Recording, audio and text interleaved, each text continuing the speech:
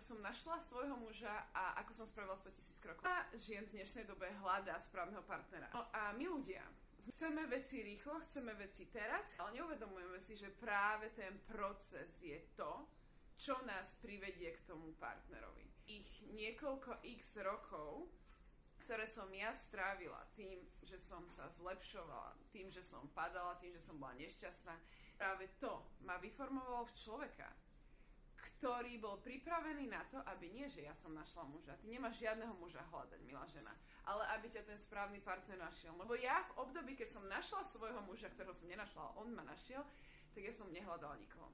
Presne ako tých 100 000 krokov. Bolo fakt náročné.